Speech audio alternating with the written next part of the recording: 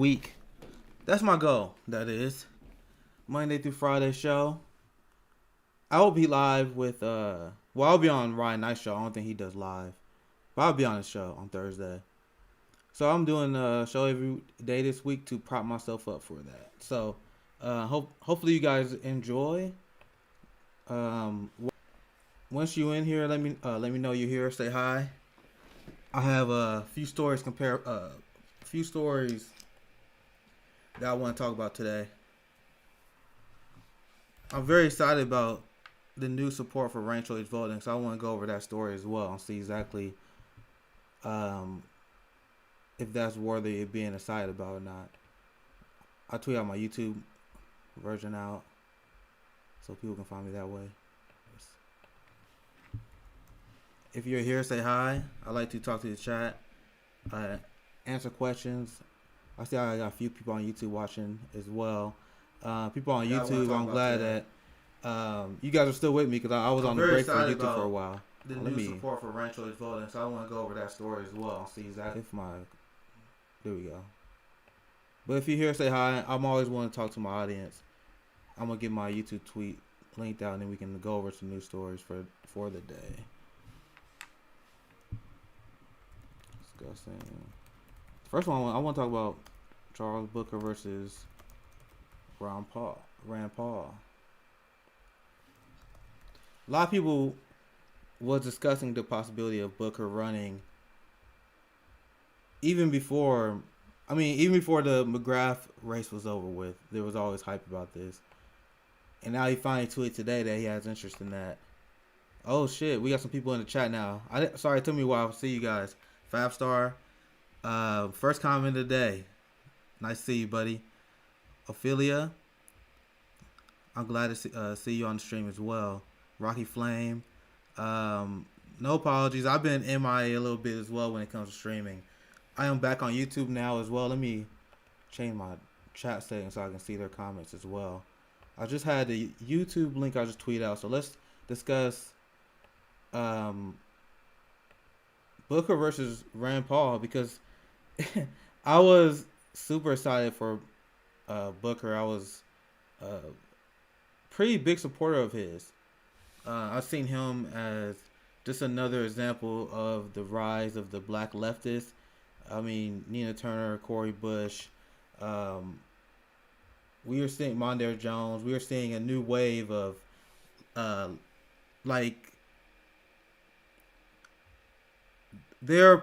it's anti-establishment black people. We finally not seeing the same black neoliberalism that has taken over. The thing is, it's kind of tough because a little bit. I mean, I'm not gonna lie. I did lose faith in electoral politics a lot over the course of this last year. But I'm still excited to see him go against Rand Paul. I mean, that's much more exciting than seeing a standard corporate Democrat. 5-star said politicians will only disappoint us. Only we the people can help ourselves, Nick. I agree. That's why I'm less hype about electoral politics than I used to be, and I'm more focused on actually like direct action, mutual aid, like putting stuff on the ballot, direct ballot initiatives. That's why I'm doing a lot of work with national ranked choice voting, and that's actually going to be my next op-ed. Hopefully, you guys enjoyed my last piece I made on defund the police, but I want to make a next piece examining why I'm so supportive of ranked choice voting and why it's very important to not only change our election system, but to crush the two-party duopoly as we know it. But regarding Booker and Rand, thank you for the follow, Starfleet Command Leader. Thank you for the follow. Hopefully you guys enjoy. Leave a follow if you do. Once again, my goal this week, since I got some people here as I was just starting out, is to have a stream every day this week.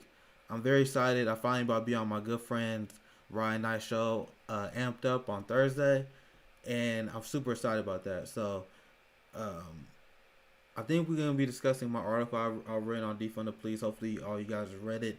I have been very blown away by the support that I got out of that paper, but I was hoping for that because I put a lot of time and work on this paper, and I feel like we needed a rebuttal to the propaganda we are constantly surrounded by. So hopefully, not only do you read the article, I want people to use my article as a reference because I thought about every line I wrote in that article carefully. I thought about every single counterattack that and every single line of propaganda that we are going against. So I hope it's an easy reference, and that's why I'm glad a lot of people said they learned a lot from it. So let's see what Super 7521 is saying here. Thunderblade, I'm glad you're watching the stream. How you doing? And Super said it was a selection, not an election. It always been a selection, not an election. Bernie was a sheepdog. COVID happened to disrupt the 2020 U.S. election and the census. That's why I lost a lot of faith in electoral politics because it's hard not to come to that conclusion as well. The day that Charles Booker lost to Amy McGrath, that was terrible. That was terrible. I really wanted to crush Mitch McConnell the same way I wanted to crush Trump. I mean, I was really anti-Trump when he first got elected too, but I was driven mad by the neoliberal complicity and some of the worst things that Trump has done, and a lot of the stupid ways they would attack Donald Trump, like pushing Russiagate. We all knew it was going to go after the left as well, which it has. It's literally a conspiracy theory that they've been pushing for years, despite actually looking into the war crimes of Donald Trump, looking at the actual real corruption that comes from him being a subservient bitch of Saudi Arabia at the end of the day. I mean, we seeing Joe Biden with those same policies. That's maybe why they didn't want to report on it, because the same thing that you see with the corruption with Hillary Clinton, that's what Trump called out Clinton on. Trump called her out for her corruption with Saudi Arabia and how she will get buddy with them. But then he take money from Saudi Arabia into his hotels, and then he giving them a ton of arms and weapons deals. But guess what? Joe Biden is also doing those arms and weapons deals. So I predicted that before. I said you're not going to see a big foreign policy change between them. So I wanted to crush Donald Trump. I wanted to beat Mitch McConnell. These are people I wanted to defeat. But now we beat Trump, but now we got blue Trump. Same policies. You got Jared Kushner complimenting Biden on his Iran policy. I'm going to cover that a little bit later. But that show they had the same core tenet ideology. I mean, Biden wanted to quickly reopen schools the same way Trump did. Trump literally gave millions of people more money in his relief bill. A lot of people praising Joe Biden for his form of relief, but as far as I'm concerned, Joe Biden owes us $2,000 for March. Right? OD Gaming said both my parents are neoliberals. They both voted for Crime Bill Joe. Crime Bill Joe, Jim Crow. I like Jim Crow Joe. Couldn't be me. Couldn't be me. There are some differences between the two, but you looking at the greater overall scheme. If you look at the people's lives who are actually going to be changed, I mean, you know, he still haven't reversed the Muslim ban. You got ICE detention centers getting worse. 700% occupancy in some of these migrant detenters in Texas. I want to go over that story as well. Jen Marie's in the house. So Jen Marie's. So once again, I understand people who went to vote against Trump, but the people who was like, "Oh man, we gotta get rid of Trump. I want to vote for Joe Biden." Those people was not the problem. Those are the people I never had an issue with. The people that I had an issue with were the people who was lying about who Joe Biden was throughout the course of the election. The people who, with a straight face, they were trying to tell people we must vote for Joe Biden because his platform. Meanwhile, I'm telling people like, bro, Joe Biden's gonna lie to you and say whatever it takes to become president of the United States. How is that not obvious to you?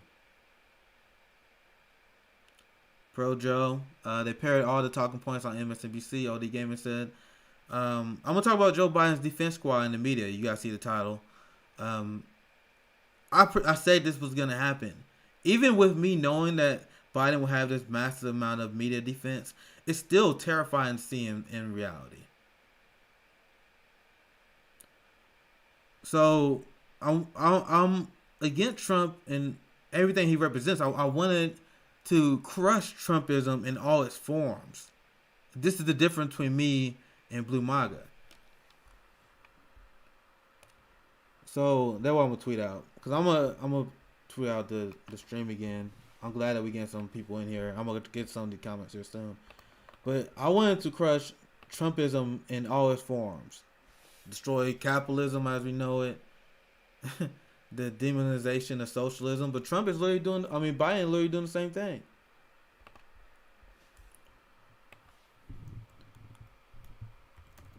I wanted to defeat Trump and crush Trumpism in all its forms, economic inequality. I want to say endless wars and inhumane immigration policy. We defeated Trump, but we still live under Trumpism. I think that's pretty good. I think I'll put my YouTube link in for that one. Then I'm gonna finish my discussion, and while I'm doing that, I mean, I'm curious on what you guys think as well, because I like reading your guys' comment. What are your guys' thoughts on? I'm asking you guys, like, what are your guys' thoughts on Charles Booker versus Rand Paul? Is that something that you want to get invested in? Because I wanted to discuss that too, because there are a lot of people that they don't want to get invested in electoral politics. I don't blame them. I don't blame them, man. Especially after seeing how we can be blatantly ignored by the politicians that we volunteer and donate to. I'm not gonna blame them. With Biden, because he is keeping the forces of oppression alive. I think I could make that better. But the message I want to get out there I wanted to defeat Trump and crush Trumpism in all its forms: economic inequality, endless wars, inhumane immigration policy. We defeated Trump, but we still live under Trumpism because because he's keeping those forces of oppression alive. That's why on my mind. Let's see what you guys have to say before I go back on my rant. Super 7521. He always leaves really good comments. He says, "I think NATO wanted Biden in. Everyone wanted Biden in. And it wasn't even a secret. That's the funny thing. They were open about that. I mean, I covered this on my show. You had people in the media that admitted that it was easy on Joe Biden and they took it hard on Trump because they had a grudge on Trump because of the way he treated the media. And they favor Joe Biden because he can lead them back to the status quo and lull people back to sleep, which he did. Because I'm very frustrated that we don't have the same strikes and we don't have the same anti-establishment energy that we had in the summer. Where did that energy go? Joe Biden placated a lot of people. You had people that on the highest level of the Black Lives Matter movement who were posting stuff on Twitter like, "We won." After Biden won. I'm like, no, what the fuck? No, we didn't. I mean, you can be happy that Biden lost, but to pretend that this is a victory, to be under neoliberalism, you are out of your mind. Thunderblade, in a just world, we be getting monthly checks to stay home, and a small business will be kept alive. That's why I'm not cheering for Biden's bullshit economic policy. Once again, I'm gonna cover this on my segment later in the stream. We are seeing Biden's media defense force doing massive propaganda for him. Forgivenchi found in the house. Let's go. Round of applause for my good friend Forgivenchi. I was hoping that she'd join us today. But Joe Biden owes us another $2,000. I mean, Bernie Sanders and the progressive leader saying we want $2,000 per month. I'm not moving to the right. Are you guys allowing Joe Biden to shift you to the right? He's not shifting me to the right. I doubled down when Bernie Sanders lost. I'm further to the left now that Bernie Sanders lost. A lot of these people are shifting to the right. A lot of them kissing the ring of Joe Biden because they want access. But meanwhile, people like me who want to take a damn chance and talk shit about people who are popular, people want to call me some sort of grifter or whatever. I'm taking the hard route. I'm criticizing all the popular people. You know how easy it would be just to pretend that everything Bernie Sanders, AOC, and the squad is doing is popular? You know how easy it would be just to pretend AOC is doing the greatest work of all time? And then I can beg AOC to get on her Twitch stream. That'll give me some good publicity. But my whole thing is I always will say that what's on my mind. And I challenge people to challenge me on the merit of whatever I actually say. And they've been doing defense for this trash bill. Where, if you look at the Overton window that they was on, they was demanding $2,000 per month. So why pretend this bill gonna cut poverty? We'll look at this poverty chart here soon, and I'll explain to you why this is a fucking joke. I made the amount of money that they said a family like 3 should be on, where they be on poverty, and I was barely struggling to survive. I've been on that $19,000 to $25,000 per year scale. Even though I can barely afford anything on that amount of on that income, and I live in a low cost of living area.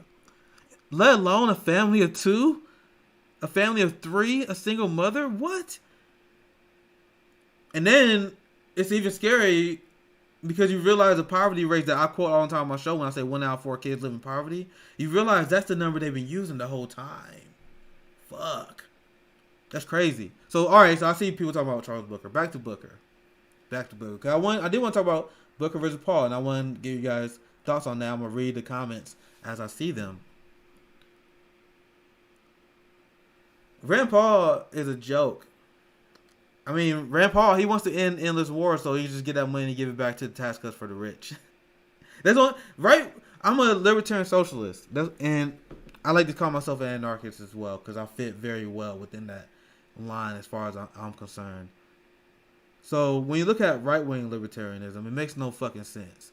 It's literally a joke of an ideology that essentially want to return back to feudalism. I envy me back in the house.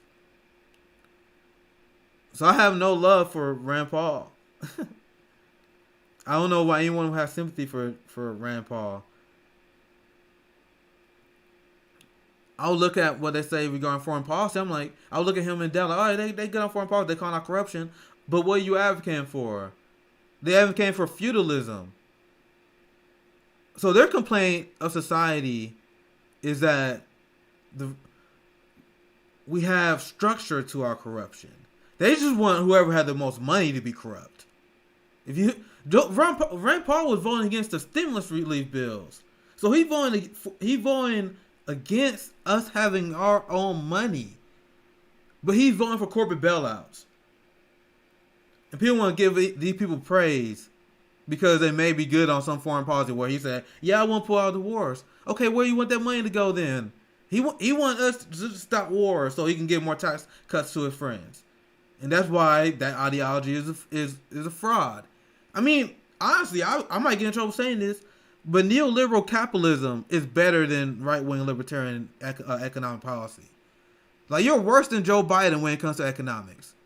Because you guys understand that I have a lot of criticism of neoliberal capitalism, but neoliberal capitalism came as a replacement to feudalism. Because this is what Richard Wolff explains. As Richard Wolff lays out, when you look at the way societies advance and how economics continue to shift and society continue to get better, we had feudalism, and then people were like, all right, what's better than feudalism? And neoliberal capitalism was kind of a replacement for that. And honestly, I would prefer neoliberal capitalism, because at least neoliberals, they would acknowledge the need to be some sort of social safety net. Meanwhile, right-wing libertarians, they want no protection for the state. They want companies to be able to pollute. Like, they want to replace the military-industrial complex and leave a system where rich people had their own militias, because that will happen when you implement the policies that right-wing libertarians want to implement. They may agree with us on if they was actually honest about stuff like defund the police, but they were like, all right, let's take that money and then let's make it so the billionaire class people can have their own police forces. And that was feudalism. What feudalism? People had you had the warlords that have their own form of law enforcement that pretty much protected them with their crimes. But I can rant about why right wing libertarianism is dumb all day. My whole thing, I take this from from her from Chomsky. That's why I'm leaning more terms libertarian socialism and anarchism, because I want government that justifies itself. So when you got right wingers who say they want small government, but I'm like, I want you guys are actually advocating for the nanny state because you guys supportive of giant police budgets, giant military budgets. I don't want that authoritarian nanny state. Like fuck that, like at all. Like at all. You guys, by nanny state, you don't want our money that we spend on taxes to actually mean anything for us. I mean in terms of anything in terms of welfare programs or social programs that actually increase the quality of life and reduce crimes that you guys want to stop. So you guys acknowledge that you guys not even trying to fight crime. You guys just want this nanny state to make yourself feel safe. Because you guys know that having a giant police force, they know they're not there to actually prevent crime. They have always been there to literally protect the assets of the capitalist class, enforce racial hierarchies. That's always what they've been about. And to be frank, if you push a liberal, if you push a conservative, you will get them to admit that eventually. Once you wade through the protect and serve propaganda bullshit, you will get them to admit that. America, like Paul said on the screen here, America is the most productive nation on earth per person. And meanwhile, we got the worst workers' benefits out of all the industrialized, all the westernized nations. The worst worker benefits. I remember South Korea was up there as well. I was like, damn, that's pretty shocking. South Korea, Mexico, and the United States. This is like the three nations that on top of my mind that's in discussion a lot. Works for workers' benefit. And I see someone had criticism of Chomsky. I don't necessarily disagree with your criticism of Chomsky. My thing is I always take the good of what people say, and I acknowledge the bad. Once again, people always want to get upset when people criticize Chomsky or criticize L.C. Bernie. I'm like, bro, I never give a fuck. I would take I do take the good stuff. I actually agree with them on it, and I'll apply that. So I'll be curious about like the criticism of the good stuff Chomsky said, but I understand the criticism, especially a lot of people on the left have of Chomsky. I understand that, but I take a lot of the good of what they're saying, as well. And that was one of the good that Chomsky had was when he explained the concept of anarchism has it's pretty much government that justifies itself. That's the key. So if you say why you don't like big government, but you want the government to be in charge of healthcare, for one, that's not even true. I wish, because I actually would advocate for an NHS system. I mean, I was talking to my friend with the Fred Hampton leftists. Me and Jackie, we were like, man, we as a collective, we don't even really believe in Medicare for all, because we're actually to the left of Medicare for all. We actually want fully nationalized healthcare. So that's where we at as a group. But if you just look at Medicare for all, what I'm actually advocating politically right now, there's not even the government takeover. It's us literally getting rid of the middleman and using our funds in a more efficient way. So you still gonna be paying that tax, whether it's a private tax or a public tax. No matter what it is, you're paying that tax. Sorry, forgive me. I'll get to the chat here soon. I'm ranting and raving. I'll get into the chat as I see them on the screen. What was you saying so I can address it? What was you saying? What was you saying? What was I saying? See, that's the problem. That's why I always try to focus, because I will forget what I'm talking about. Something about anarchism, libertarian, socialism, something like that. Oh yeah, healthcare. Medicare for all, it's a program that justifies itself because we will actually be using our money to have better health outcomes. 68,000 lives saved each year. It will boost the economy, boost wages, save the average family money. It will save black family an amazingly disproportionate amount of money. Because if you look at specifically how Bernie Sanders' bill was crafted, people who make $30,000 or less will pay no additional in taxes. The vast majority of people who make $30,000 or less, a large percentage of those is black workers.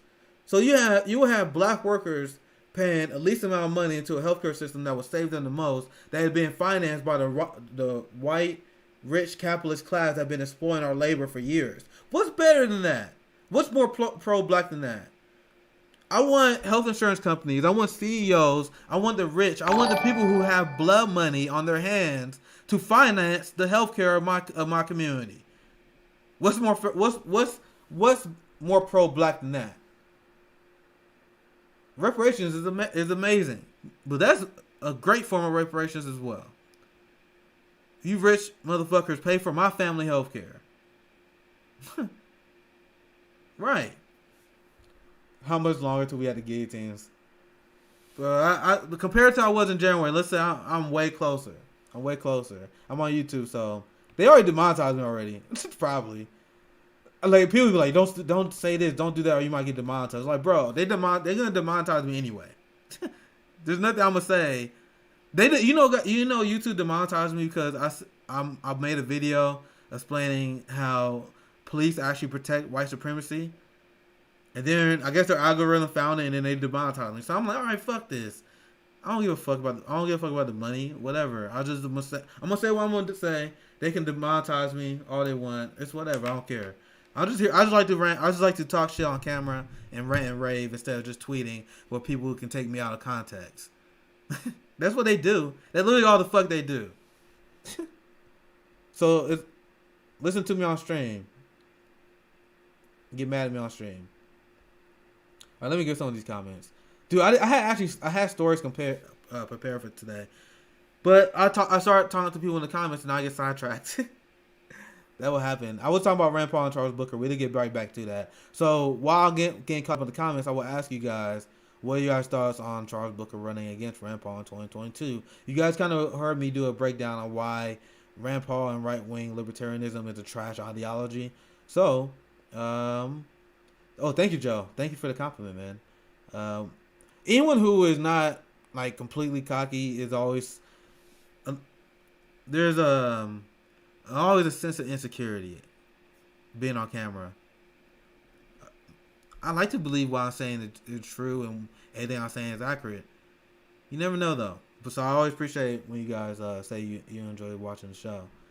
Boot to the Head is back. I was about to be upset. Like, where you at? Okay. I'm way behind the comments here. What I've been missing. What you guys thoughts on Noam Chomsky as well? So I'm asking you guys questions. Hopefully I get to him before I get caught up. So I was asking you guys about Booker versus Rand Paul. And now since everyone's talking, we talking about what's Noam Chomsky. What do you guys thoughts on Chomsky? Forgive she got some thoughts on him. Forgive she been teaching me a lot about Michael Parenti, who honestly I've been sleeping on Parenti for a while. I'm not gonna lie. But everything I read from Parenti, I included him in my article on Defund the Police. I've been very impressed.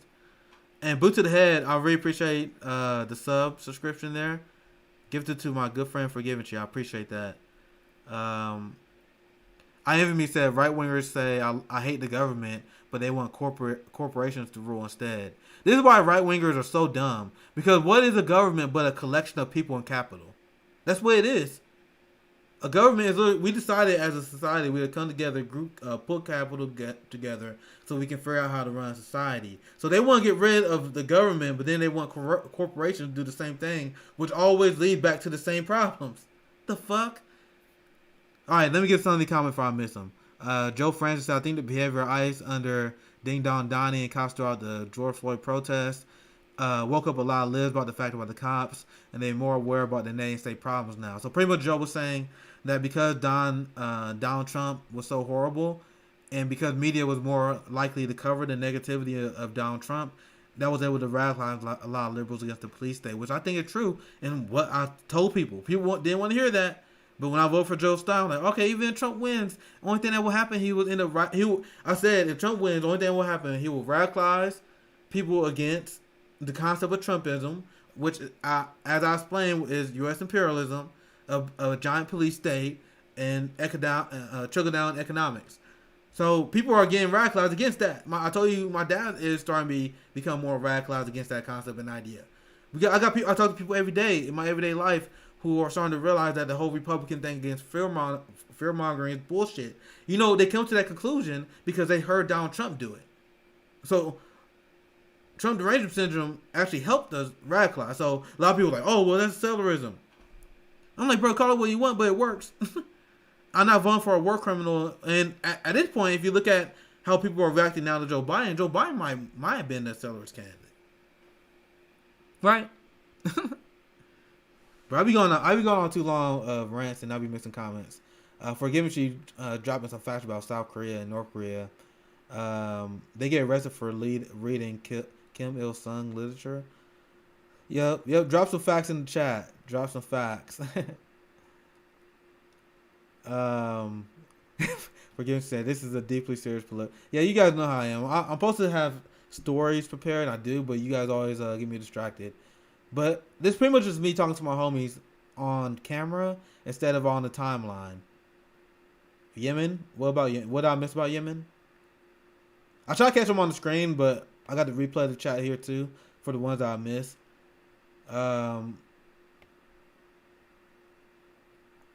Jay said, "Who wants to chat when forgiving you here?" I don't know what you mean there.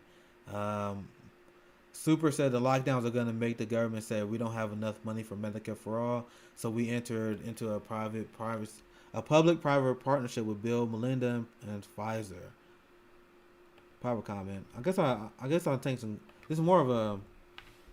I actually like this more. This is actually more fun to do, where I actually talk to you guys, and you guys kind of bring up topics and subjects.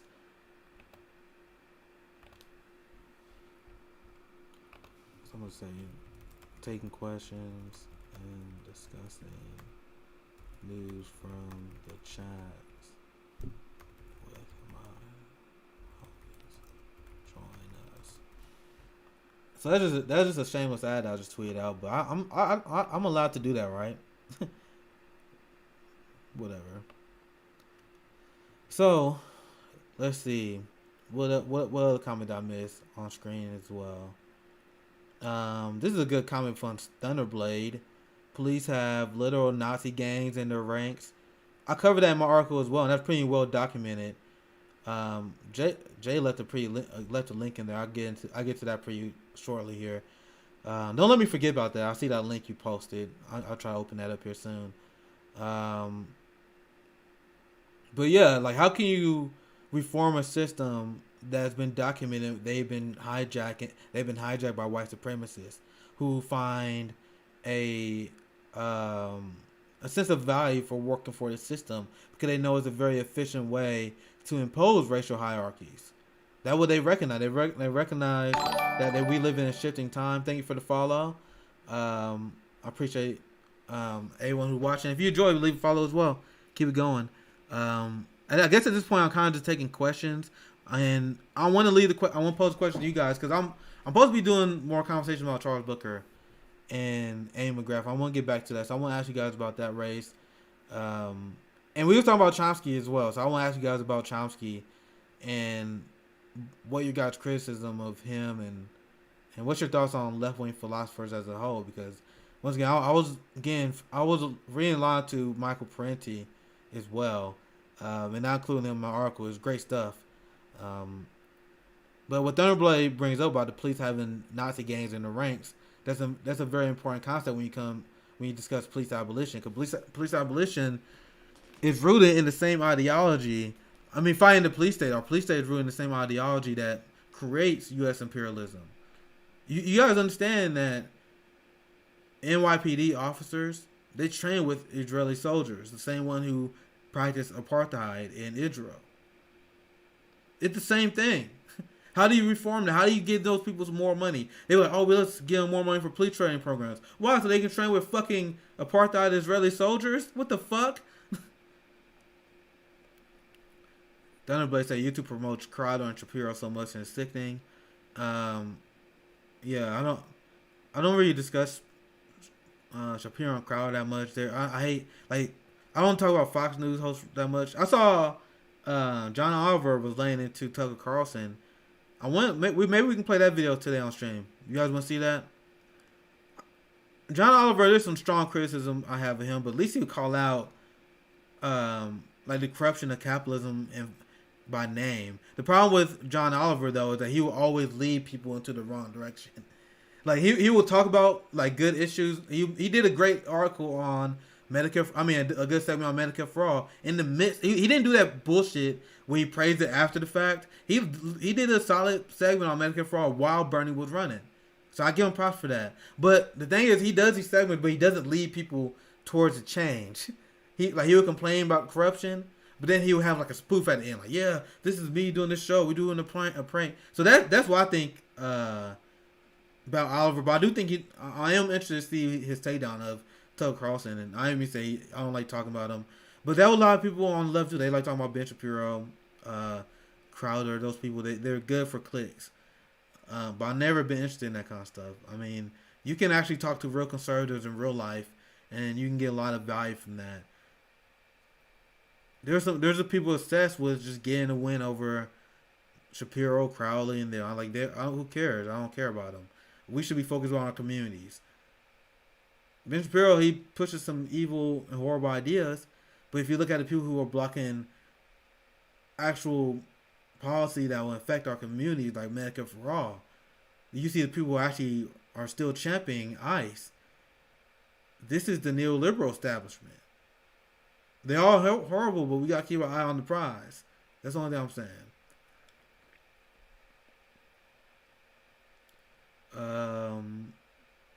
Hopefully I'm not too behind. OD Gaming said, you and the Fred Hampton leftists need to set up crypto wallets. We need to ask my friend Jackie about that. Where's Jackie at anyway? Give me the fucking credit. You put in that Michael Prenti quote in your article because of me. I did. I give for giving you credit. Oh, there we go. I think we are behind on the comment. I'll tell you, I'm hella behind in the comments, guys. But I'm really open about, and this is why I love my little segment of my Twitter community that Forgiving Shit is a part of. We're pretty much just friends who like to educate each other. You know what I mean? There's a lot of people who just focus on what other people tweet about. There's people that just focus on screenshotting people and getting them. I mean, a lot of people see the audience I have, and they are like obsessed with getting me. Like they want to be the one who got Socialist MMA, and they want to be the one who canceled this guy. They want to be the one who gets Rome, get Compton, get Jackie or whatever. That's the only thing they care about. For us, we only care about educating each other and making each other better leftists, better organizers, better advocates for our community. So once again, I got that printed quote from my friend Forgiving Chi, and I got a lot of stuff from my friends. I learned a lot. I mean, you guys heard my discussion, my conversation with 10 Demands, and I had a good time with them because they teach me a lot about police abolition as well. Jackie pulls me to the left. RJ teaches me a lot about history. Roman is inspirational in the kind of stuff that he put in. I mean, the people out there I put together with the Fred Hampton leftists, I had all these people on my show one time or another before we made this group. I brought these people together because these are the left that we need. We don't care about just tearing people down. If you look at these popular streamers, what they do, they just tear each other. They just tear people down. They just attack Brianna Joy Gray, attack Ryan Knight, attack all the activists and organizers. That's all they do, and I attack people too. But look at the people I'm attacking. I'm punching up. I'm attacking neoliberal capitalism. I'm calling out Joe Biden. I'm calling out these motherfuckers who make $170,000 per year. The Squad. Yes, they're left wing. Yes, they're progressive, but they make a shit ton of money. They have a shit ton of power. They have a shit ton of influence, and they dwarf me when it comes to that influence. People are like, "Well, you think you know better than AOC?" I'm like, maybe. I didn't say I did not, but I can criticize her on certain elements where I think she's not doing right. Fuck that. Fuck this leader shit. I mean, I thought, this is why I tell people that the people that worship celebrities, like, are you really a communist? Are you really an anarchist? Because as an anarchist, I don't believe in hierarchies. You got people that pull rank all the fucking time. This is all they do when you criticize their leaders. They pull rank. What you done compared to AOC or Bernie? I don't give a fuck. I don't believe in hierarchies. My opinion, no matter what I have done, is just as valid as your opinion on Bernie or what their opinion on this issue is. It's just the merits of do you agree with me or do you not? And I made a tweet that ratioed their little queen, and they got upset. But my point I was making is when you look at the people that I associate with, Fred Hampton leftists, progressives, the communists I associate with, I should say. We have this same underlying goal. That's why I love having people to my left. If you cut your Overton window off to your left, you're just a liberal. Like, what's the difference between you and a liberal? If you just cut your Overton window off to the left, pretty much everyone on my show I have on my show is to my further left of me, probably. That's the funny thing. But I agree with most everything they're saying. So I don't know. Are they really further left than me? Once again, I ask you guys that. I'm working this shit out. I'm working this shit out with you guys. People pretend I have an ego. I don't have an ego. I'm working, like, when I tweet, I'm working a lot of this shit out with you guys. I'm just tweeting my thoughts. What am I missing? What am I missing out my? But that's my point is, when I got those print equality, I learned more about printing. I learned more about the revolutionary leaders because I'm curious. I'm very curious. And I'm always wanting to set more information. That's why I find it very interesting when people attack people like me or Ryan Knight. They be like, "Oh, look at how Ryan Knight, you just act like he being radicalized. He's doing it for clout." Like, no, his radicalization story is literally similar to everyone that I'm aware of. I mean, I told you guys this all the time. In 2016, I was anti-establishment. In 2016, to let you know where I was at, I voted for Joe Stein. I was like, even before I knew who Bernie Sanders was, I was like, there's no way I'm voting for Hillary Clinton. There's no way I'm voting for anyone who supported the Iraq War. Period. Amen. I will not apologize for that. Just like I voted for Green Party this time, because I would never apologize for that. So I was at least there in 2016. But in 2016, I wouldn't even call myself a socialist in 2016. When I used to tell people about Bernie, I used to tell people like, "Oh well, he said he's a socialist, but he really actually want to just make capitalism better." Like, I used to use that line to convert people on Bernie. And honestly, I'm not sure exactly when it happened. Maybe 2018 when I started on Twitter. Well, I was like, dude, I'm a fucking socialist. I need to stop bullshitting myself. So people always ask me like, why don't I call myself communist? Bro, I might be there. It's gonna happen. I call myself anarchist now. I just don't want to be one of the people, because I see it all the time. People be like, I'm a communist. They always trying to pretend that they are the most furthest left of their crew. But it's like, bro, when you actually look at what you advocate for, you're not a fucking communist. You vote for war criminals. You vote for capitalists, and you're apologizing for them. Just say you're a fan of the ideology, because you're not acting on it. Oh, did people get mad at me for saying that? A lot of people agree with me, but a lot of people get mad at me. Like, I don't give a fuck. Funny, the same people that say I'll just do my shit for likes and clout. They're the same people that don't acknowledge the fact that I say shit, I don't give a fuck if you like it or not. So if I was actually just tweeting and doing what I do for likes, wouldn't I just be super careful not to offend people? Like, I'll just tweet the most basic common sense takes. That's what a lot of people do. Especially once they get a little bit more of a following. They don't want to upset anyone, so their taste a little bit more vanilla. I don't give a fuck. I will tweet whatever's on my mind. I will go over people wherever they pop up. I don't care. People in terms of people in power. You know what I mean? I don't focus on attacking activists like a lot of people do. All they do is attack activists, and they think they're actually doing something. I'm writing papers and radicalizing people.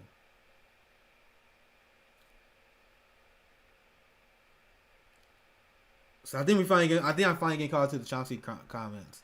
Forgivity said Chomsky described Trump as worse than Hitler and Trump as the most dangerous figure in human history. Yeah, he got hit with Trump derangement syndrome a little bit. Coben Land 22 asks, how do we embolden Booker to give him a real chance of overcoming such crazy odds? Sorry, Jay. Let me see. Where's that link? Pretty much how we embolden Charles Booker. Once again, it's hard. A lot of people are really losing faith in electoral politics. And you're gonna see less people donate to progressive politicians right now because they're upset because they're not really fighting for much. I hope that doesn't hurt Charles Booker. But this is why I told people that supporting stuff like Force the Vote, supporting continuing fight for the $15 minimum wage, calling out Joe Biden and Nancy Pelosi, this only helps you because you don't take corporate money. You don't take corporate money. You take money from working class people who need relief now.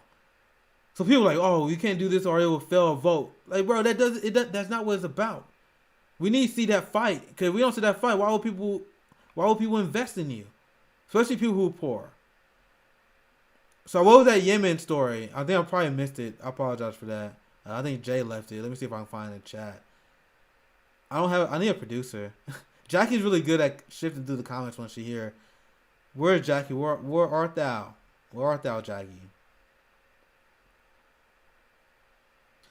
But to answer your question, how we embolden Booker, we need Booker to run a campaign we never seen before. We need Booker to start being bold in his call outs. You guys know I don't really call out Booker. I don't waste my time attacking Booker or Nina Turner because I don't think that's really productive to what I want to accomplish. All right, let me get to that link, Jay, before I forget. But once again, I understand the criticism of them. They just do the kind of the same standard, blame everything on Republican shtick right now. But I see no reason to really go criticize Booker right now. I just want to see Booker be more willing to call out the stuff that we're calling out. Be willing to be supportive of the initiatives, like the initiative for calling for justice for Julian Assange, debunking Venezuela propaganda, debunking Democrats on foreign policy. I mean, these kind of things are important. You know what I mean? AOC being silent on Syria is a massive, massive disappointment. I mean, I've been critical of AOC, but even I was shocked by that. I'll be honest. Like, I'm like, are you really gonna leave that open to criticism? What? So, Booker, I don't want to get negative on Booker. There's really no reason to, but I just don't want to see him to fall in the same trap that the squad is doing now. Because if he does, it only will just kill grassroots momentum on his side. And Joe Biden and the Democratic Party is not making it easy on these people.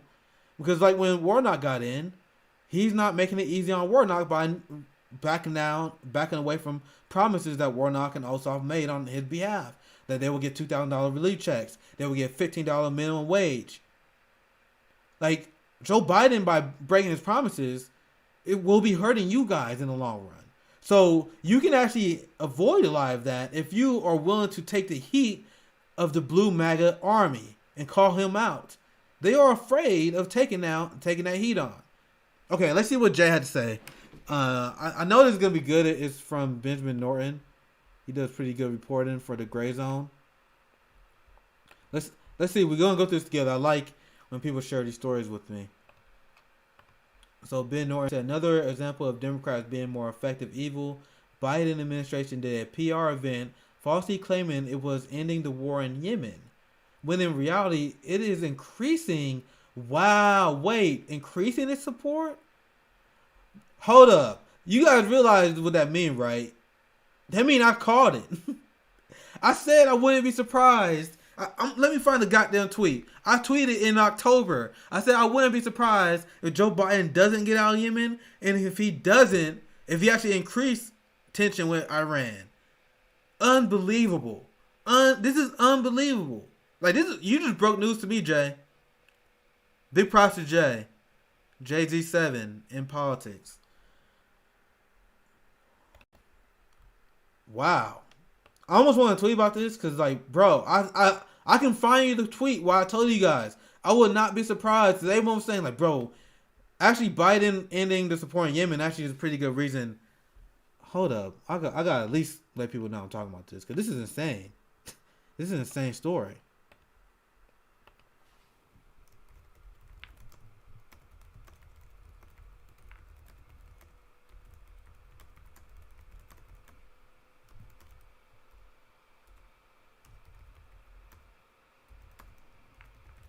So, what do you guys think? Am I interpreting that the right way? So I just want to make sure, like, so that's me. He lied about him supporting the Yemen war, right? Because that's how I interpret it right now. Like you guys just broke the story to me now. I'm like, what? Holy shit. So did I interpret that right, Jay? I'm gonna get to the rest of that tweet, but that what it seems like.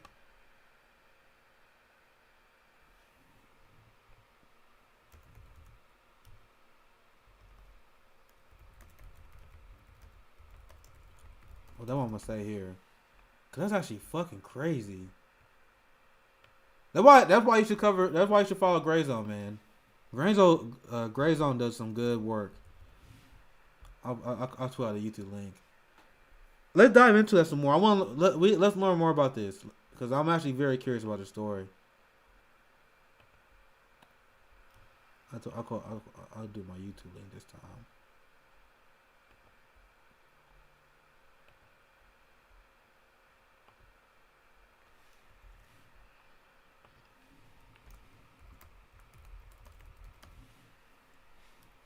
Once that I knew Biden would ramp up tensions in Yemen and Iran, despite constant propaganda saying otherwise.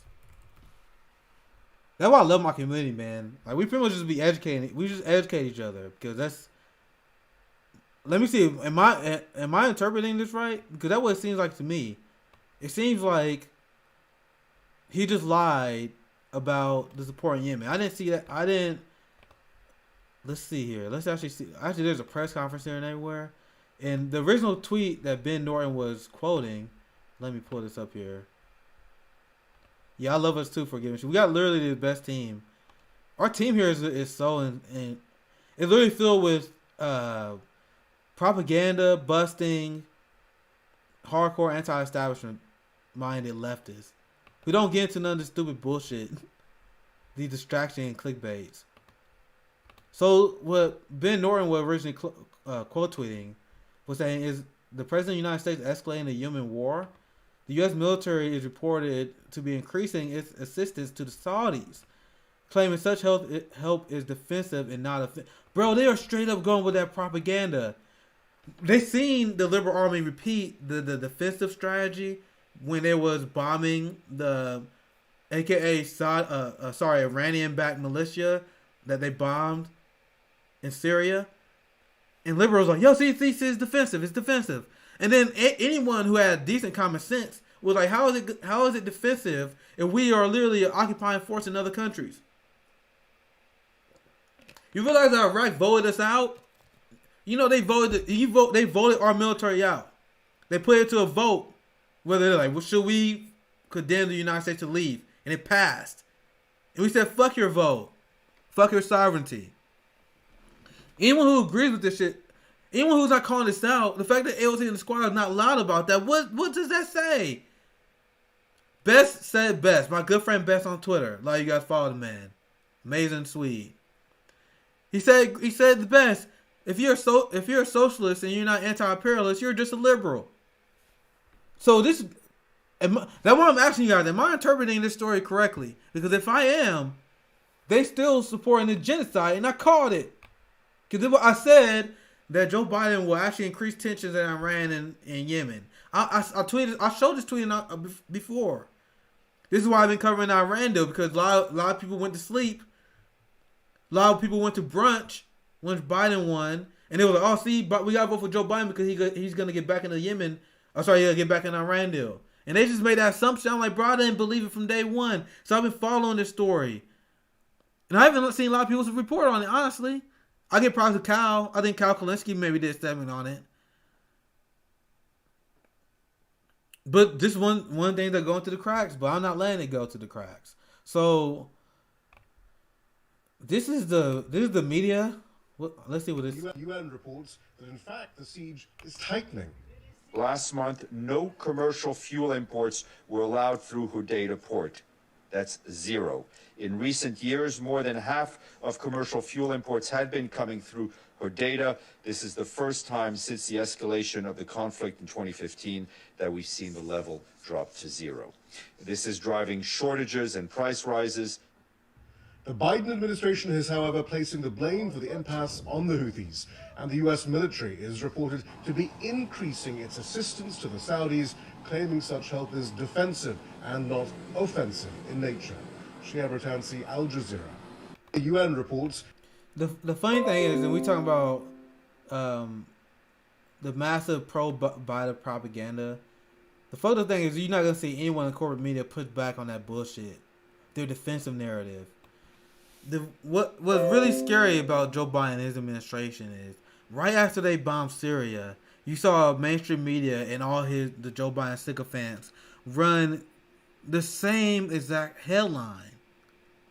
Repeat the same sycophantic headline, and literally was stenographers to power and just repeating what the Joe Biden Pentagon wanted you to believe about the event. They do this about all foreign policy, so it's not anything new. But even now, when they are refusing to keep up to their promise of ending all support for the genocide, and they're not, and they run the bullshit that is defensive when that doesn't make sense on face value. Defensive to what? The onus is on you as a war criminal to explain yourself.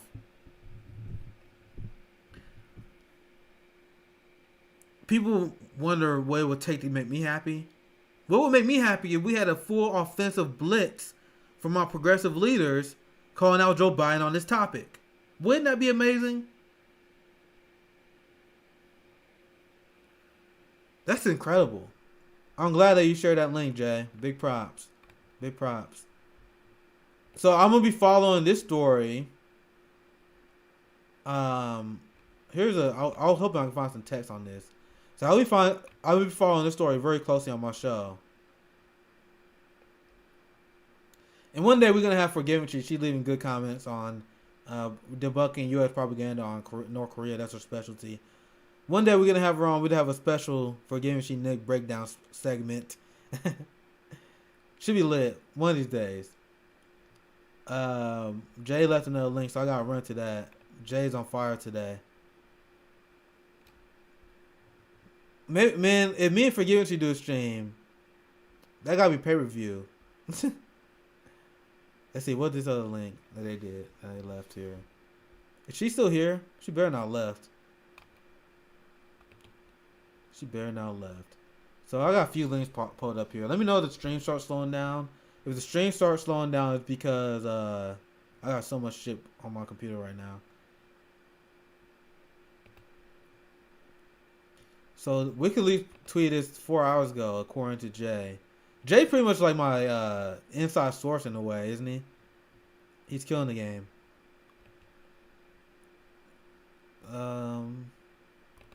See the WikiLeaks tweet here. It reveals how the U.S. aggressively pursued regime change in Syria, igniting a bloodbath. Wow. Let me retweet this. This seems like a pretty big deal. But we got some big stories that are coming to our attention here. Let's actually dive into the details. Let me know how the stream is going because I got quite a few things running right now. Let's see. WikiLeaks revealed. Let me make it a little more readable for you guys. I think that would do. So we are going through this story together. I guess I want to tweet this out, so I want people to know the story too. Okay, so I think this will be the last time I tweet out because I think we're pretty at a good length for today's episode. But we got so many good topics to cover today. So many good topics to cover. So I guess I'll tweet out the Twitch one this time.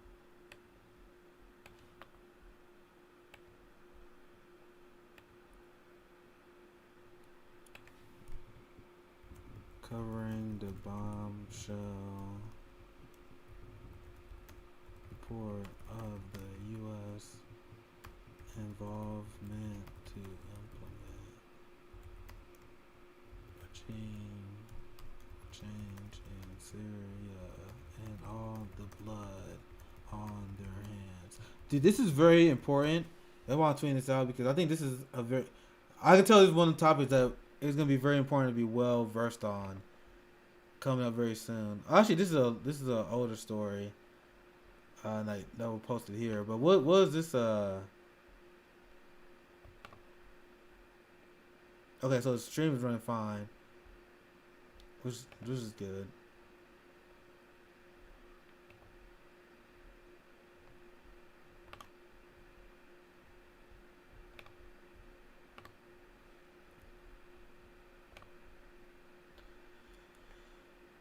Let's see.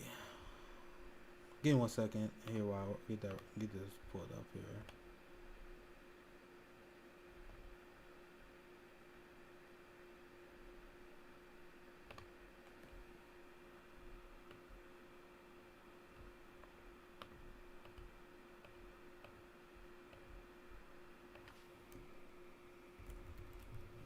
Covering.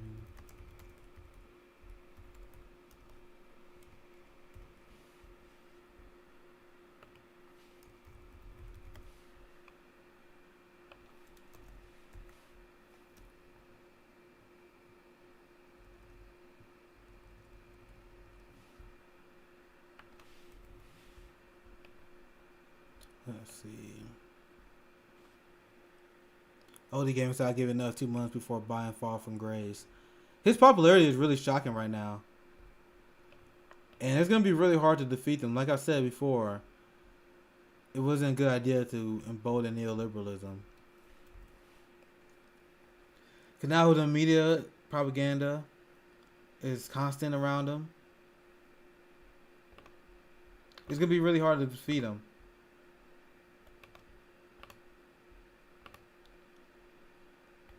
So I want to see what the Yemen, but I actually don't want to get too sidetracked on that. This is the story that has more information. This is what I kind of want to go through together once again, because this news was just breaking. So I'm gonna cover the regime change in Syria, but I also want to cover this new information here as well before we get off on stream. Because this is apparently the offensive that we are backing. So that's the one I'm going to tweet out.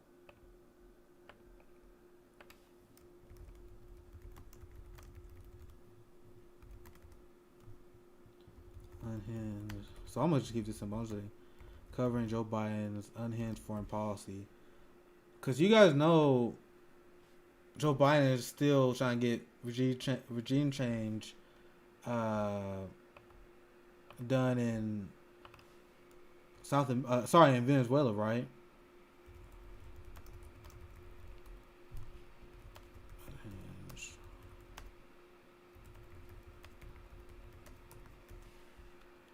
There we go.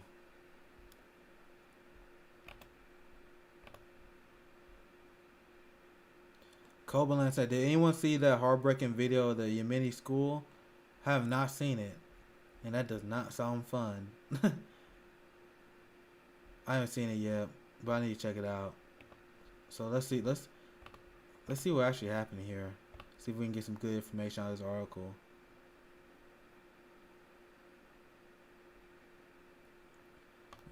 The Yemeni army, backed by Saudi Arabia, led coalition forces, has begun a large-scale offensive on the front line. So they pretty much just covering how they're ramping up intensity. I want to see if there's any information regarding the U.S. support. The U.S. Special Envoy for Yemen, Timothy, wherever his name is, met with delegation of the Houthi group, presenting them with a comprehensive plan for a nationwide ceasefire and end to the Yemeni civil war. Houthi rejected, blah, blah. So I want to see I want to find the Ben Norton tweet again. Because I want to get more information regarding this. I retweeted that, so let's find that. Let's find that retweet.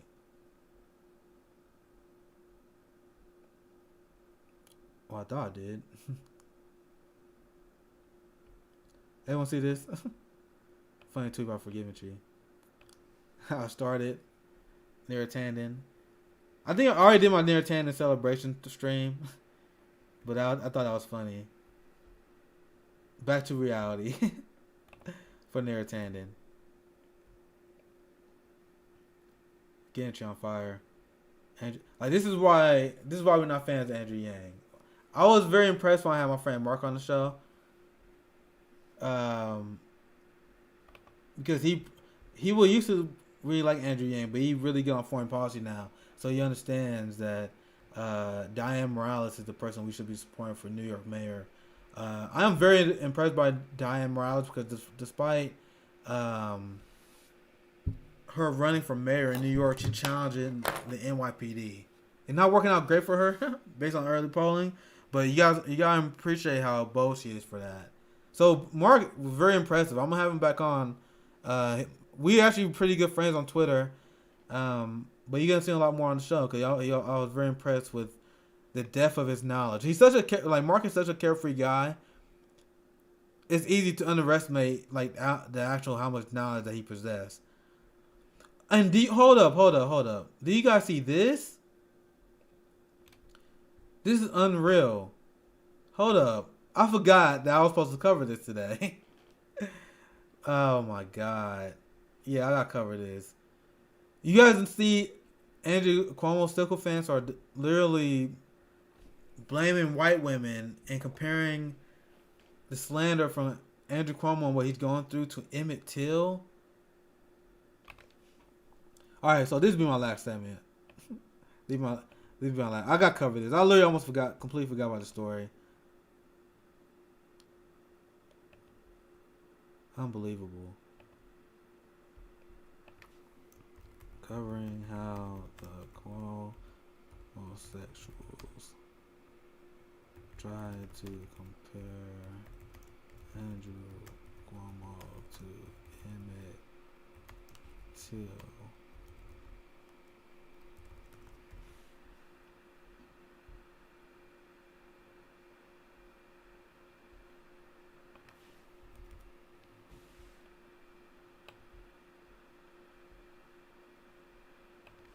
Alright, so you guys see that? What are you guys' thoughts on that?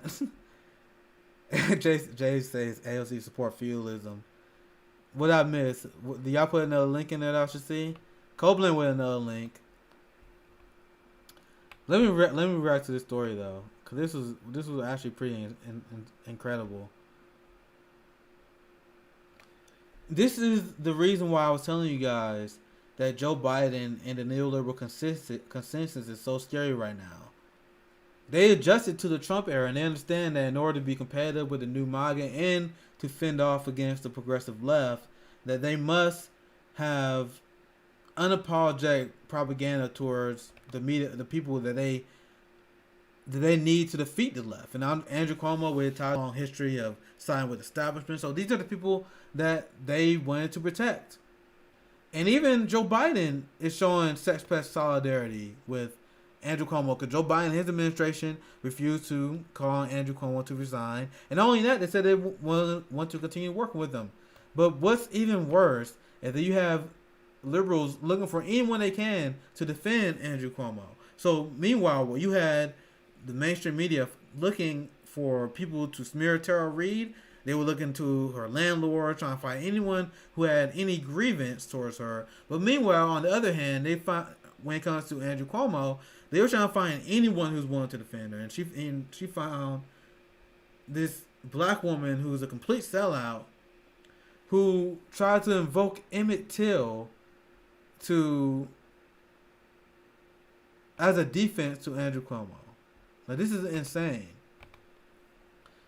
So this is the lady. I think apparently this is a black lady. I saw someone say that. Maybe I should Google it, but I think this is a black lady who was sent to be his defense squad, pretty much here.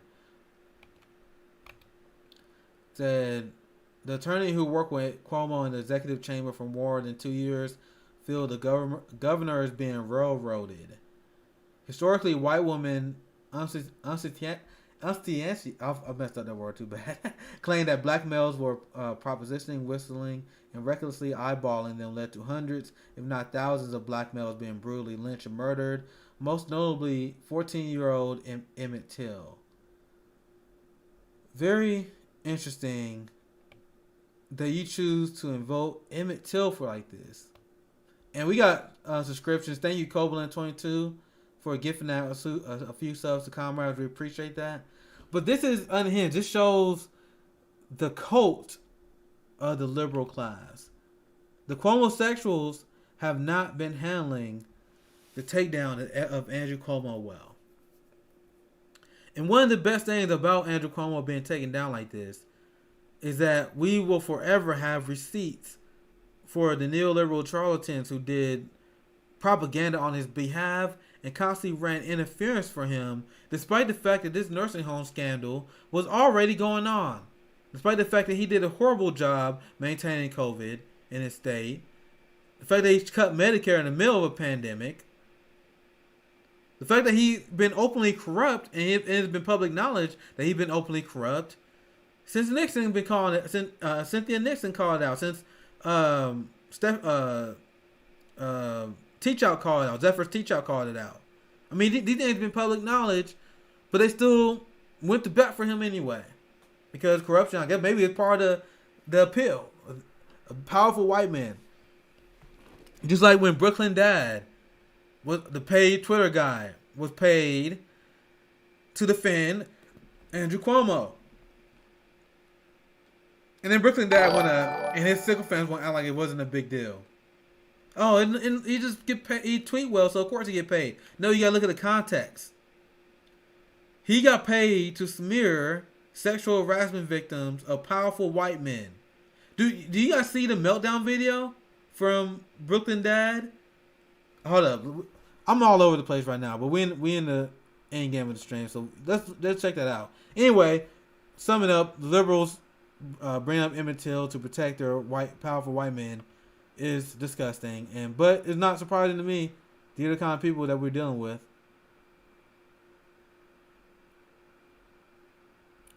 Let's see if I can find a Brooklyn Dad video, because that was pretty insane. You guys see his like complete meltdown? Let's see if I can find my tweet on it. That'd probably be the best way to find it.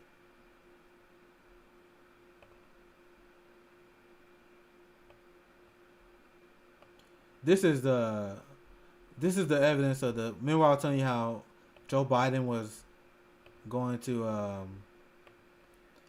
he has sex by solidarity with a good friend Andrew Cuomo. Biden will continue to work with Cuomo despite investigation into troubling sexual misconduct allegations. Odie Gaming said he had a Jink level meltdown. Alright, so I keep saying I'm gonna do one more last segment, but I definitely gotta watch that video again. I want you guys' reaction. So this is a warning. That video probably gonna be played.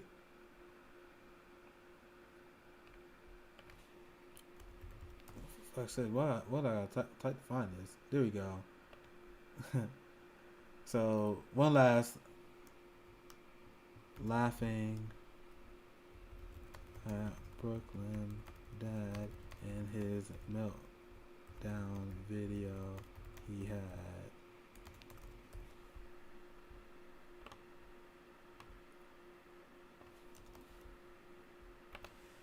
And never forget, guys, that Brooklyn Dad was on Ben Dixon's show. Ben Dixon gave a platform to a guy who was paid to smear the sexual assault victims of powerful white men. He literally smeared the entire Bernie base for months and months and months. But this is the person that Ben Dixon wanted to platform. I want you to never forget that. Ben Dixon is a Brooklyn Dad Democrat, and Brooklyn Dad is a Ben Shapiro Democrat. You got look at this. This video is like he was shooting a promotion, a promo for Jerry Springer or Mario or something. They're like, this is cartoonish. I'm gonna hide my mug here because I want you guys to see the video in its full horrific glory. I'm a paid shill. I'm a neoliberal corporatist shill. Nobody pays me to tweet. Oh yeah, and by the way, he is clearly drunk or high in this video, which I have nothing against. More power to you. But he is just as unhinged as anyone imagined him to be. in his voice. Look, check this shit out. I apologize for putting you guys through this, but this is hilarious. Paid shill. The music really put it over the top. The music, like, put it, like, if it was, like, this level of absurd, the music put it, like, right here. It's insane. I'm a neoliberal corporatist shill. Nobody pays me to tweet. A guy approached me. He was like, you know what? Brooklyn Dad, you're really good at Twitter. No. Bro, that definitely didn't happen.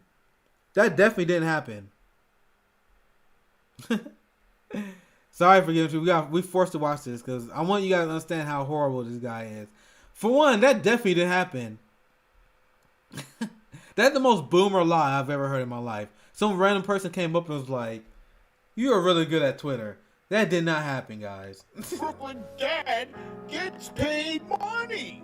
What kind of capitalism is this?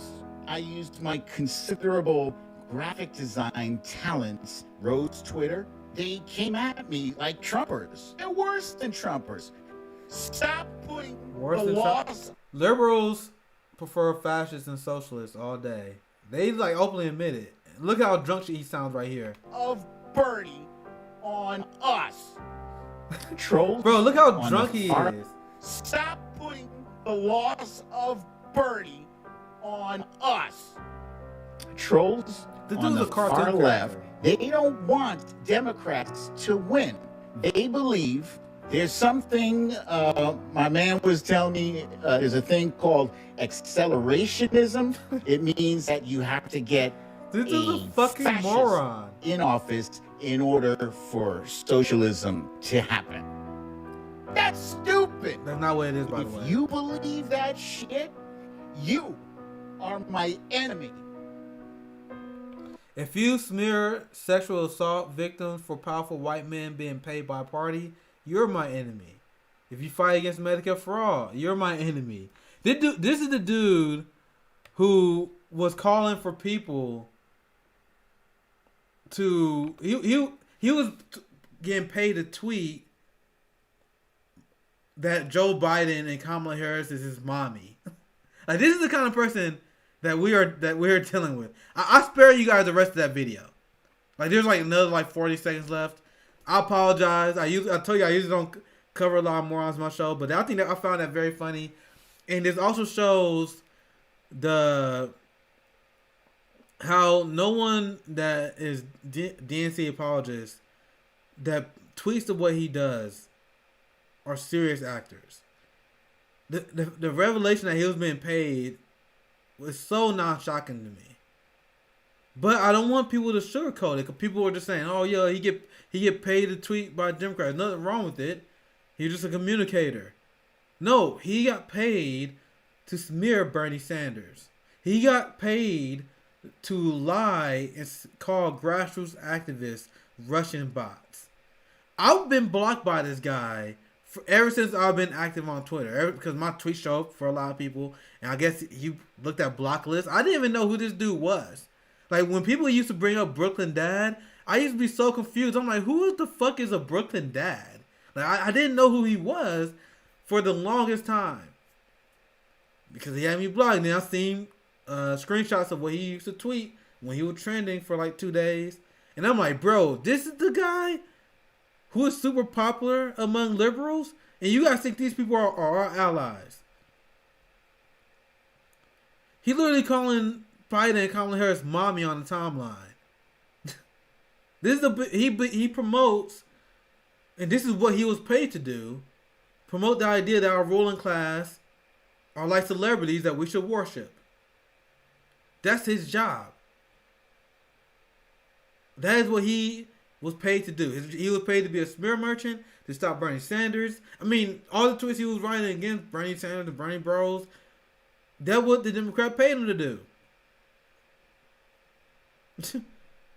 But I didn't know what the fuck a Brooklyn Dad was. Like, people, I thought like people was using that as like a term to describe like a liberal dad. Like, I didn't know who he was for the longest time.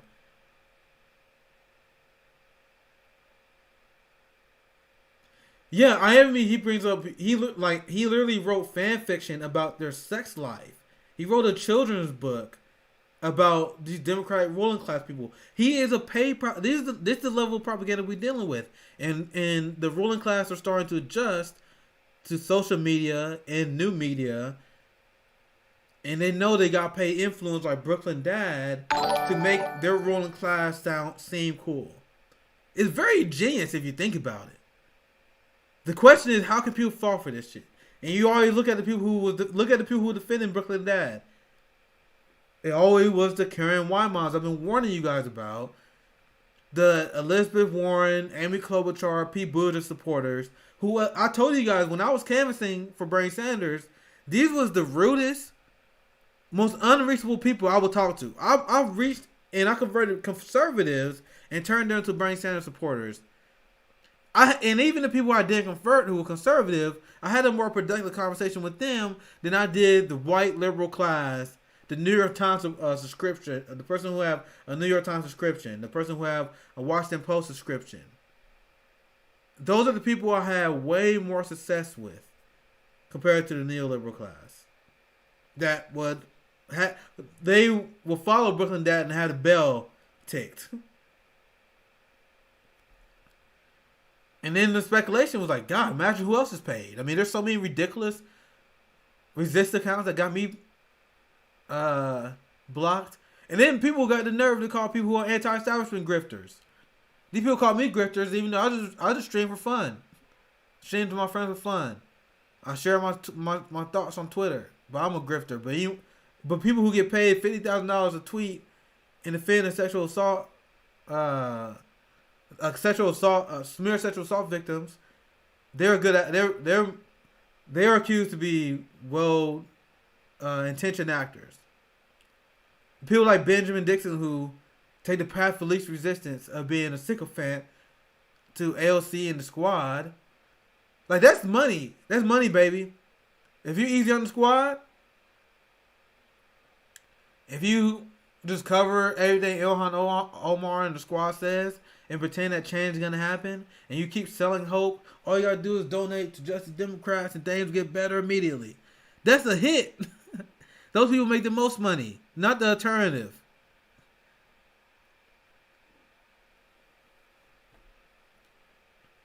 People think it's fun going after AOC and them. It's not fun. Every time I got a criticism of LC, I'm like, oh, well, here it comes. I'm about to tweet about LC, but here comes the wave. It always happens. I'm sorry. Let me say, I'm deeply sorry that I made you guys watch that that Brooklyn Dad clip. Dude, that shit was horrible. We made it halfway through, and I actually was like, I give up. He's a cartoon character, man. What else will we cover before we call it a day? Once again, I appreciate everyone who's watching, and I hope that you guys are having a good time today. My plan is to have a stream Monday through Friday. Forgive what you said, I almost blocked. If you block me, I'll be on suicide watch. But my plan is to have a stream every day this week, Monday through Friday. I'm excited to be on Ryan Knight Show, Amped Up. And hopefully I can have a stream late night. I think we're shooting Amped Up around the time I stream. I should be doing it around right now.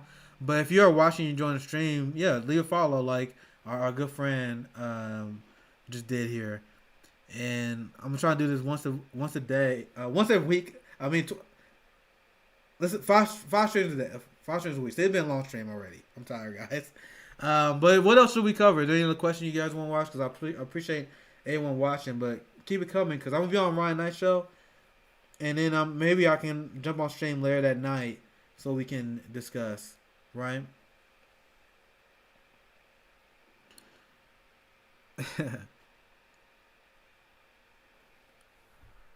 So, what did we miss that's trending now? Do you guys want to see the John Oliver takedown of Tucker Carlson? I haven't seen it yet. I usually don't watch that, but it's kind of interesting. Oh yeah, I also want to have my good friend Good Guy Politics on. A lot of you guys follow him. Good Guy Politics. He might come on this week. I might have a new guest, another black leftist I want to amplify.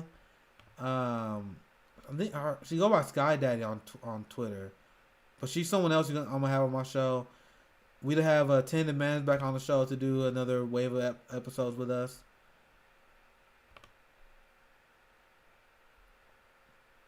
So yeah, I'm back on. I had that week off. I was trying to focus a lot of my time on finishing the defund article.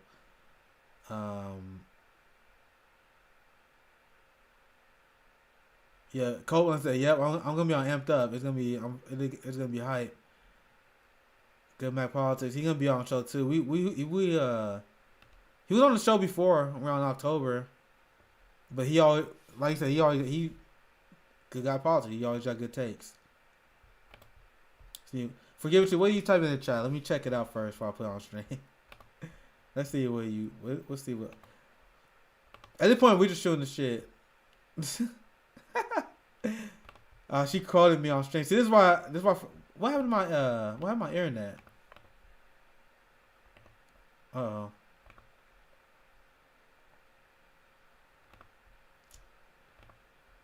Yo, why my internet? I'm not gonna air out DMs. I'm not gonna do that. Let me figure out why my internet capture fucked up. I want to show you a tweet. Come on.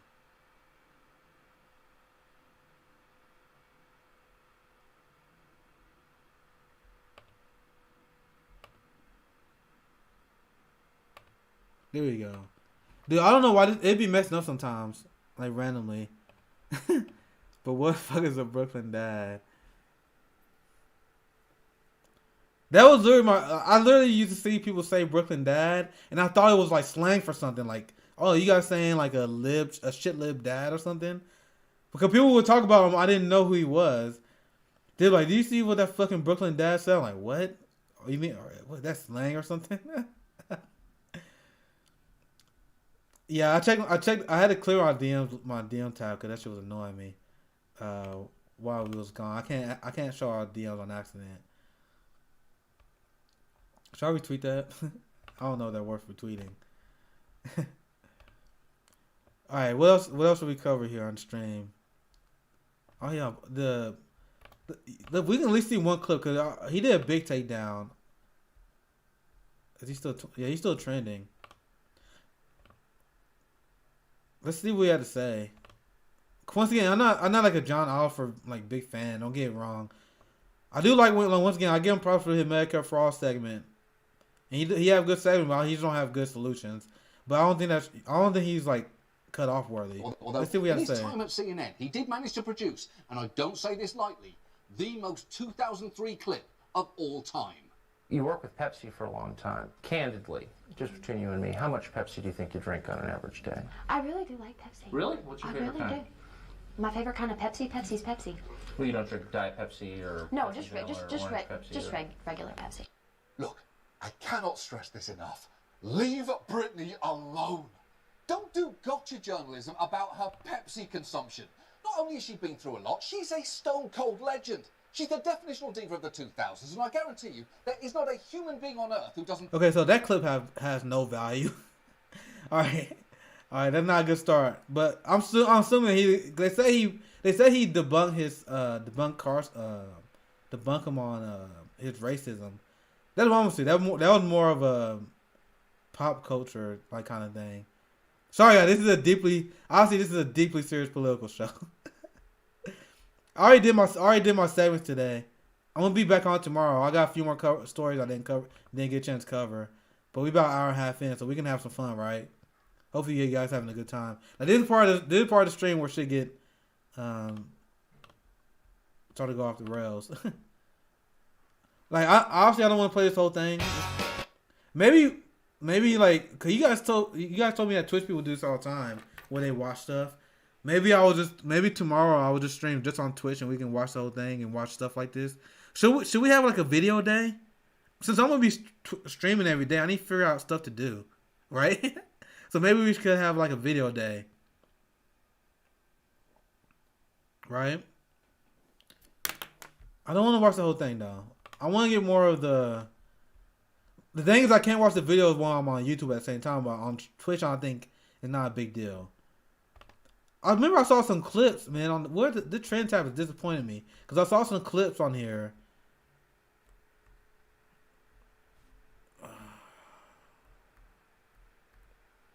Let's see. This might be a better one. Crappy place filled with a bunch of semi-literate monkeys. I just have zero sympathy for them or their culture. A culture where people just don't use toilet paper or forks.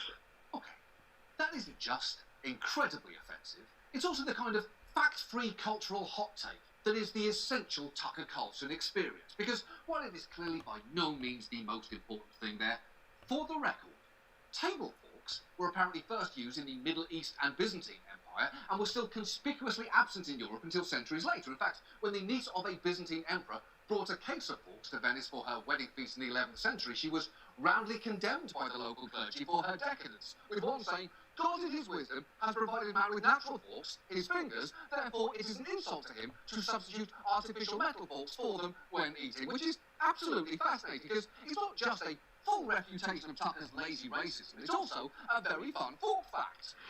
Fork facts are fun! The point is, when you know how Tucker speaks when he speaks freely, the filter through which he processes the world for his audience becomes painfully apparent. So it seemed like it's going to be a pretty solid takedown. Like you said, I don't feel like watching the whole video. But yeah, I see you guys talking about Justin Jackson is good. Justin Jackson's pretty underrated.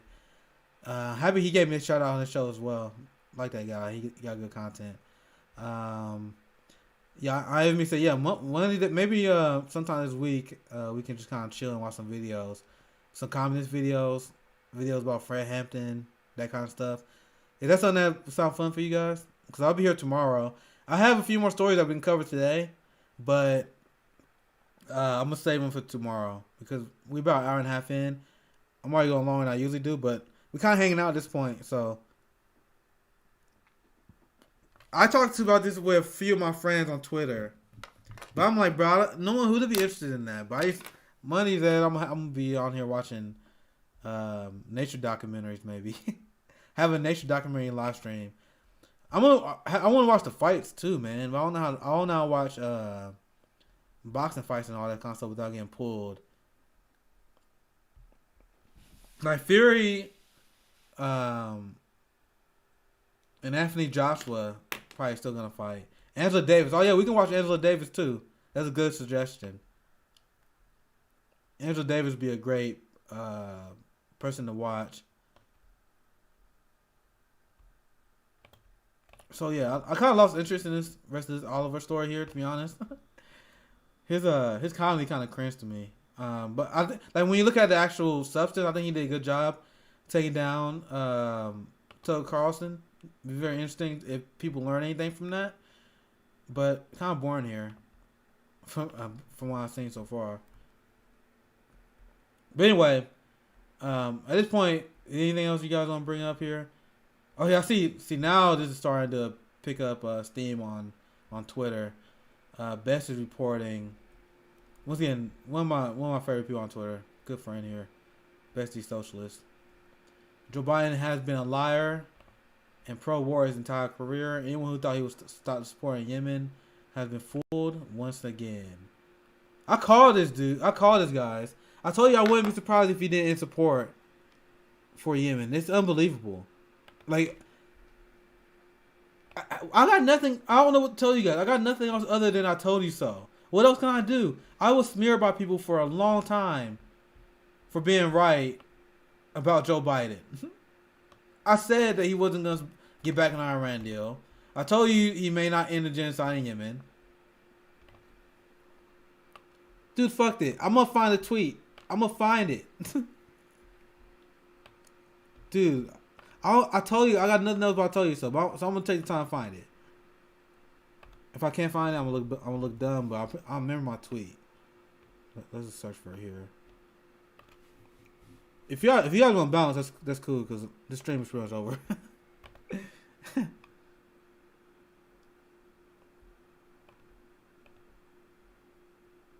So this is just everything I tweeted about regarding Yemen. Oh no, I did not want to show that again. I remember that. Look at this. Look at this. Look at this. Look how well this aged. Can I brag? Can I brag in the stream right now? Can I brag? I'm gonna let people know. I promise you. This is what I said. I promise you, when Joe Biden takes office, he will not end the genocide in Yemen. He will escalate the new Cold War with Russia, try to coup Venezuela again, and escalate with Iran. Look at the date. Look at the date. I warned you guys about this. There wasn't even the tweet I was thinking about either. I had made a tweet in October. That's the one I had in mind. So yeah, sorry, and the stream is a shit show. But it's gonna be pretty much me bragging. Which I don't know what to say there, but I'm definitely gonna brag about this. Because, bro, I clearly told you guys that this was gonna happen. Yeah, this is a shit show. I like to think that I had a little bit legitimacy, but I'm kind of delusional. How should I brag about this? Since we are fully going deeply on serious right now. I don't want to sound too much like a dick, but I can't help it. I can't help it. He said, dude, you're at least as legit as Katie Hopper. Dude, you don't understand how good of a compliment that is to me. I like Katie Hopper. Forget what she knows. Alright, I need to stop. I can't have anyone send this clip to Katie Hopper. Don Cheadle very upset with this tweet, Nick. Yeah, bro, I had tried to warn Don Cheadle about Barack Obama, but he didn't deliver. Yeah, Katie Strange was just like that. Alright, that made me feel much better now. I don't think I didn't watch it live, but I'm glad to see that I'm not the only person who just kind of like to hang out with my crew. What should I say? Because I wanna brag about me being right there, but I don't want to sound too much like a piece of shit. What's a good level of my bragging there? Thank you, Ivan Me. Ivan Me, Jay, Jan Maurice. A lot of these people actually who contribute good links in my chat. It's you guys make this fun because I only plan on doing an hour, but I don't know why I always say that because I'm almost 2 hours in now. It's fun when you guys actually share stories and engage. I have a good time, bro. My streams for the last few weeks has been me bragging about how I've been right about fucking everything on Biden. It doesn't make me happy. I wished I had to shut up, but fuck, I told these people that this was gonna happen.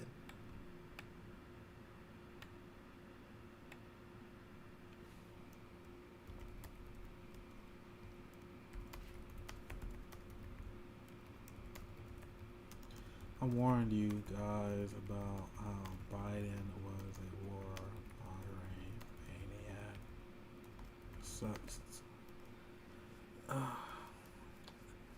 I think that's. Well, I'm trying not to sound like too much like a dick here, but come on, man, come on. Like I literally said this in tweet form multiple times, and now this story came out today. And I remember when the reports coming to how he gonna step up on the Yemen thing. I'm like, thank God. I'm glad that I was wrong about that. But then nope, he can't help it. He can't fucking help himself but to prove me right. I need smoke too, so I don't mind smoking on Twitch, but smoking on YouTube is kind of scary. I need to eat too. I might cover this. I might cover this on my next show. This is what Jay left here. This is AOC pushing imperialist propaganda. I saw a lot of people going after AOC on this, but I'm never gonna be one of the people that pretend that I'm more knowledgeable than I am. I need to learn more about this issue and how to criticize AOC the proper way on this. But let's see what Ivy put in here in chat. But I did see the pushback she received from that from a lot of the people I follow on Twitter. But I'll have to look more into it and see exactly what AOC is bullshitting about here. So we'll cover that sometime in the stream later today. And No Name, IMB show. They also got this link of No Name talking about Haiti. Thank you for the subscription, Jim Reeves. I appreciate it. Man, I'm having a good time, man. But I'm also kind of starving too. So we need to cover this story too. Like, what's gonna be on tomorrow? So we need to cover this. This is let's see what this video says. Moment in world history. Let's watch this founding video. in This is a good video. 1804 was a defining moment in world history. What began as a slave revolt against the French in 1791 led to the creation of the first post-colonial Black Republic, ruled by Jean-Jacques Dessalines. That history hangs heavy over modern Haiti. For many here, it defines their place in the world and their relationship with their big, rich neighbor up north. C'est politique américaine, non? Non, qui a un problème avec Haïti. Première République noire. C'est politique américaine, non? Qui a un problème avec Haïti. Jovenel Moïse au pouvoir, sous contrôle, direction impérialiste américaine. Il a attaqué qui sur nous? Il a attaqué les vaudous. Il a attaqué donc esprit ancêtres nous. Et il a craché sous mémoire Jean-Jacques Dessalines. The U.S. annexed Haiti in 1868 and occupied it in 1915 for 2 decades. More than a century later, it still plays a powerful role in the country's politics. If you had a message for President Biden, what do you think he can do right now for Haiti? Pas une question de Joe Biden. Si je fais un message à Joe Biden, c'est comme si je surpassé Joe Biden sur Jean-Jacques Dessalines. Pas une question ça. Joe Biden a fait une politique américaine. Hey, it sounds like Joe Biden to say this dude ain't black. Remember when they told you if you're black, you don't like Joe Biden. If you don't like Joe Biden, you ain't black. I dare someone to say that to this dude or anyone in Haiti. I like this dude energy. I really like this guy. Joe Biden, c'est comme si je surpassé Joe Biden sur Jean-Jacques Dessalines. Pas une question ça. Joe Biden a fait une politique américaine. Jusqu'à présent, Joe Biden, démocrate. Donald Trump, républicain. Mais qui différence politique qui gagne dans la réalité? Bro, I like this dude. I like this Même dude. politique qui supporte. Let's run that back. You see what he Joe said? Biden, démocrate. Donald Trump, républicain. Mais qui différence politique qui gagne dans la réalité? Même politique qui supporte Jovenel. Dude, what an incredible video. I've been sleeping on No Name for a while, but I really do enjoy the content that she put out there. That's incredible. That was a. Let's do some more stories on Haiti and free Haiti. Once again, I only strive to be a better content creator and streamer for you guys. So hopefully that'll be something that you guys enjoy, because I actually want to look more into this, be a better advocate for Haiti as well. Especially after hearing that dude, man. Also, I think it's fun to kind of just shoot the shit and watch videos with you guys. But that kind of I saw what you guys saying. That was kind of what other popular streamers do, right? My thing is, I became a Twitch streamer, and I started becoming a streamer before I actually really watched streams. So my stream is just literally just me on camera, just yelling about policy. So maybe we can we can have some like chill streams as well. Where we break down. Megan Air said, "World for giving chat." That one, I think I scared her off because we was laughing at Brooklyn Dad, so she probably couldn't handle us watching that video. Where you been at, Meganator? Why you calling out Forgiving Chi? Small Change 666 put a good link in here from the Gray Zone. Why are Haitians protesting? It sounds like something I haven't read, and you guys know I am a giant political nerd, so I'm always very curious to learn more new stuff. So, damn, man, I'm having a good time. But this is the article. I think you gotta check this out. I'll be right back, guys. I gotta run to the restroom. I'll be right back.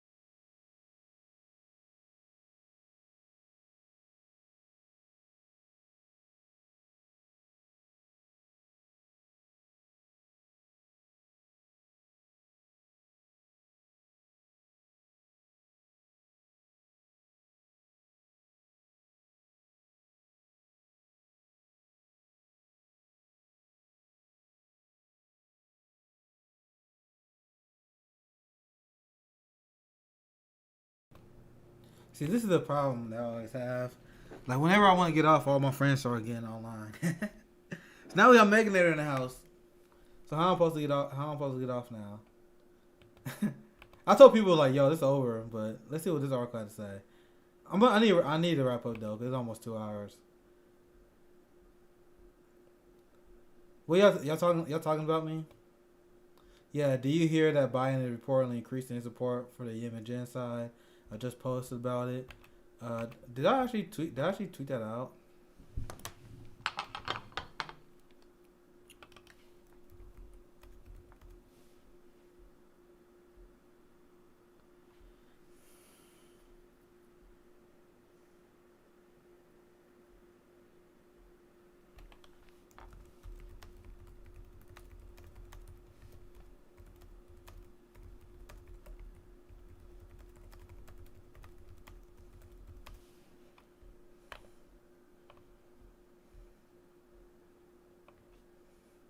Okay, so I just went all out kind of bragging there. But I want to get that out of the way. Because I kind of covered that before, but this is my tweet. I knew that was going to happen. I have some other tweets about Yemen too. Let me see what else was I tweeting about Yemen. This is what I'm talking about. Like, bro, I never liked how Democrats attack Trump because, like, Trump vetoing Bernie Sanders' bipartisan bill to end the genocide in Yemen, as far as I'm concerned, that's one of the worst things that he's done, right? See, look, I was like, this is right after he got elected. I said if Biden doesn't end the genocide in Yemen immediately, there will be hell to pay. Because I told you, I was warning. I was like, bro, I know how these people work. I know how these people work.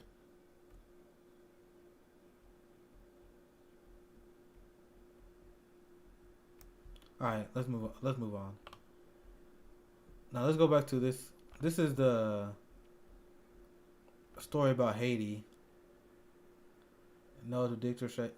While Haitians are protesting U.S. backed. So of course we are back in the dictator here. And once again, I'm being clear. I'm being transparent. This is us learning about this, like, as a team, right? I don't know a ton about this. That's why I'm kind of learning as I go here. But I'm not surprised that it's us going against the U.S. backed president. So there's, just like us, there are a ton of protests. So you're trying to clean the power. You got thousands of Haitians literally protesting him, taking the street. And look at the Biden administration is the administration that is backing his effort for to maintain power. So yeah, this is Aaron Mate covering this. So I'll put this in the chat so you guys can have it to for information, because this is good stuff to learn about.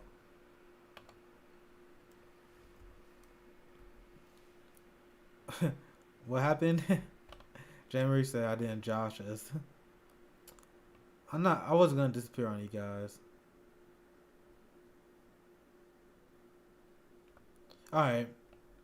So is there anything else important that we should cover before we I pretty much always leave it up to you guys for when we leave. Cuomo faces fresh accusations. Cuomo faces fresh accusations and hypocrisy over his handling of women's rights issues. Oh, so now you want to hit the hard articles, CNN. Very interesting. Now you're brave enough to call this out. Very interesting.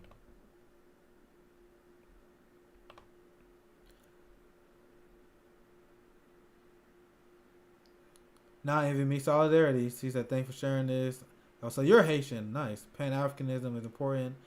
Solidarity, absolutely. Like, once again, I'm not one of the people that gonna pretend I'm an expert in all these foreign disputes. Like, there's foreign disputes that you guys hear me talk about on my show that I know a little bit more than other different foreign disputes. But I'm always willing to learn about each conflict from the lens of being anti-establishment.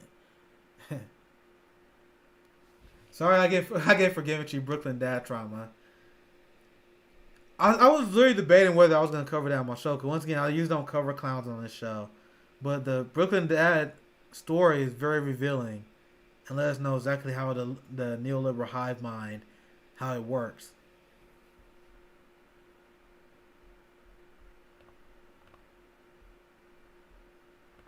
Alright, let's see. Anything else I want to show to anyone? Anyway, alright, I think that's good though. We about 2 hours in. I appreciate everyone for watching. I'll be back tomorrow. Once again, I need to pace myself instead of doing these super long streams. Subscribe and check me out. Once again, I'm very excited to be on Ryan Knight Show on Thursday, and I think I'm gonna do a breakdown stream that day as well. But anyway, I'll catch a lot of you guys on timeline. This is Nick, the Progressive.